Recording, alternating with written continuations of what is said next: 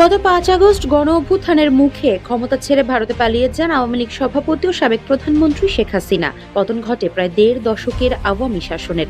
এরপর থেকে ভারতেই আছেন তিনি। জানা গেছে, দিল্লির লুটিয়েন্স বাংলো জোনের একটি বাড়িতে কড়া নিরাপত্তায় বসবাস করছেন শেখ হাসিনা। হাসিনা ভারতে আশ্রয় নেওয়ার পর থেকেই বারবার প্রশ্ন উঠেছে, ভারত তাকে অনির্দিষ্টকালের জন্য আশ্রয় দেবে কিনা। বাংলাদেশের তরফেও কার্যত স্পষ্ট করে দেওয়া হয়েছিল, সাবেক প্রধানমন্ত্রীকে ফেরত পাঠানোর চিঠি দিল্লিকে দেওয়া হবে। শেখ হাসিনাকে বাংলাদেশে ফেরত আনার দাবিতে ক্রমবর্ধমান চাপের মধ্যে ২৩ ডিসেম্বর পররাষ্ট্র মন্ত্রণালয় লিখিতভাবে ভারতের কাছে ক্ষমতাচ্যুত প্রধানমন্ত্রীর প্রত্যাবাসনের অনুরোধ জানিয়েছে। পররাষ্ট্র উপদেষ্টা তৌহিদ হোসেন এদিন গণমাধ্যমকে জানান, ভারত সরকারকে একটি নোট ভার্বাল বা আনুষ্ঠানিক কূটনৈতিক চিঠি পাঠিয়েছে বাংলাদেশ। পররাষ্ট্র উপদেষ্টা সংবাদ মাধ্যমকে একথা জানানোর পর ভারত ঢাকার বার্তা পাওয়ার কথা স্বীকার করেছে। ভারতের পররাষ্ট্র মন্ত্রণালয়ের মুখপাত্র রণধীর জয়সওয়াল জানান, বাংলাদেশ হাইকমিশনের মাধ্যমে শেখ হাসিনাকে ফেরত চাওয়ার বাংলাদেশের বার্তা তারা পেয়েছেন, কিন্তু এ বিষয়ে ভারত এখনই কোনো মন্তব্য করবে না বলে জানান তিনি।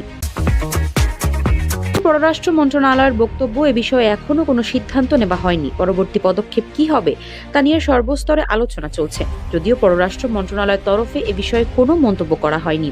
হাসিনা ভারতে আশ্রয় নেওয়ার পর পার্লামেন্টে বিবৃতি দিয়ে সে কথা জানিয়েছিল ভারত সরকার। এস জয়শঙ্কর জানিয়েছিলেন, মানবিক কারণেই বাংলাদেশের সাবেক প্রধানমন্ত্রীকে আশ্রয় দেওয়া হয়েছে। তবে তিনি কতদিন ভারতে থাকবেন সে বিষয়ে সে সময় কোনো মন্তব্য করেননি জয়শঙ্কর।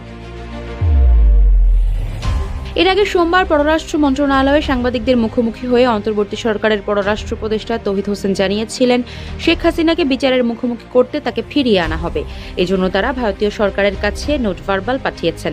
এদিন রাজধানীর পিলখানার বিজিবি সদর দপ্তর এক অনুষ্ঠানে সাংবাদিকদের এক প্রশ্নের জবাবে স্বরাষ্ট্র উপদেষ্টা লেফটেন্যান্ট জেনারেল অবসরপ্রাপ্ত জাহাঙ্গীর আলম চৌধুরী বলেছিলেন, গত ৫ আগস্ট গণ আন্দোলনের মুখে ভারতে পালিয়ে যাওয়া সাবেক প্রধানমন্ত্রী শেখ হাসিনাকে ফেরাতে পররাষ্ট্র মন্ত্রণালয় চিঠি পাঠিয়েছে।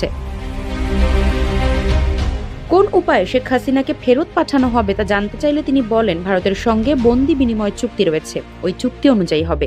এরই মধ্যে পররাষ্ট্র মন্ত্রণালয়ে একটি চিঠি পাঠিয়েছেন তিনি। এক্সট্রাডিশনের জন্য এটি প্রক্রিয়াধীন।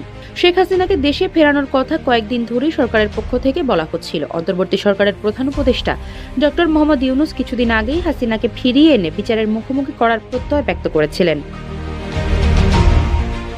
গত ২৩ অক্টোবর আন্তর্জাতিক অপরাধ ট্রাইব্যুনালের প্রধান কৌঁসুলি মোহাম্মদ তাজুল ইসলাম জুলাই গণ-অভ্যুত্থানে মানবতা বিরোধী অপরাধের অভিযোগে সাবেক প্রধানমন্ত্রী শেখ হাসিনা সহ ৪৬ জনের বিরুদ্ধে গ্রেপ্তারি পরোয়ানা জারি করেন।